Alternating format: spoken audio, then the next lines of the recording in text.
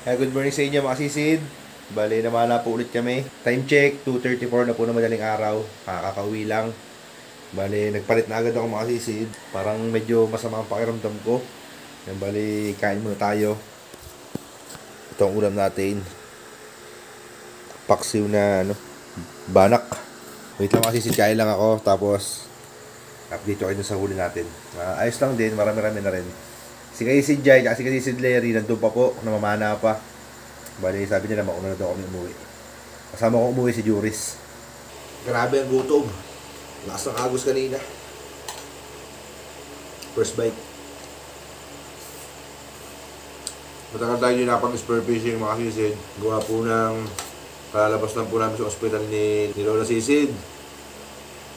Nakonpay na naman po si Lola Sisid. Sa mga hindi po nakakaalam, share ko lang. Si Lola Sisid po ay dinadialysis. Meron po siyang sakit sa kidney.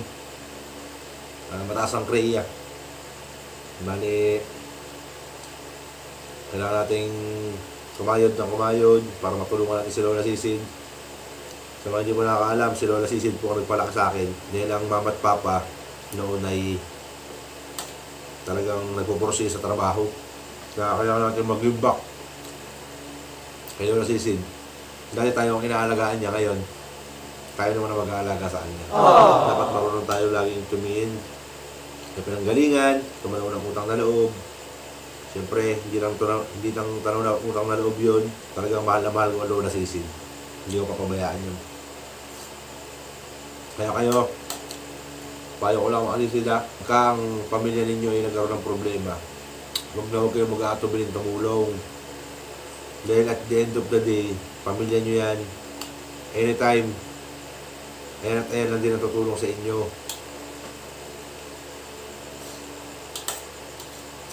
Bale, tumakal kami sa ospital ni Lola Sisid ng 5 days bago kami nakalabas. Tapos, paglabas namin, hindi naman tayo agad-agad nakapag-spur fishing. Dahil gawa nga po ng parang yung dagat ay talagang kala mo ay kulay brown. Gawa po na sunod-sunod na ulan. Madalas din po kasi pagbaha dito sa amin, kinaklaser na ang mga bundok.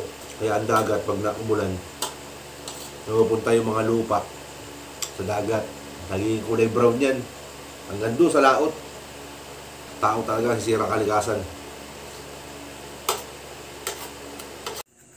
Kaya mga sisid, ito na yung huli natin. Ay, si Papa Sisid nagising. Pasisid.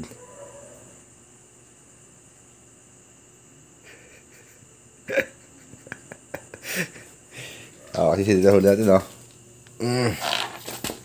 Manulobot ng cellphone. Wala ng plus light. Wala ng plus. Ilaw mo ako pa.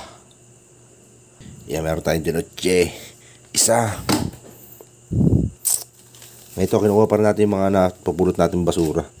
Yung mga dinadaanan natin basura mga sisid.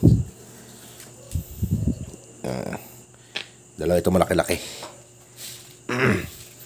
Dalawa. Tatlo. Doon kami naman na makasisid sa Parola. Yung pinag-uulihan natin ng mga dinoche doon. Tatlo. Apat. Ito malaki-laki rin ito. Meron pa yung isa maliit ito. 5. 5 dinoche. Tapos napulapon tunay. Maliit. Yan. Kapresyon ng dinoche yan.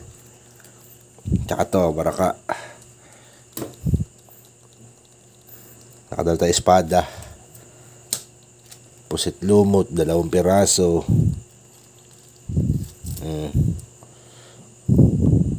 Loro. Kinuha ko na lahat makasisid kasi may buwan. Tsaka maalon pa. Wala muna tayong pili-pili ngayon. May mga sari-sari natin isda. Ito may baraka pa pala. Tambol. Yan, makasisid muna natin. Espada, nakadala tayo espada. Favorite ni Ma'am Sisid ito. Papaulam ko sa kanya. Tapos isang baka-baka. Lalaki. Tapos ito. Oh, yan. Kasi si kwartal linaw.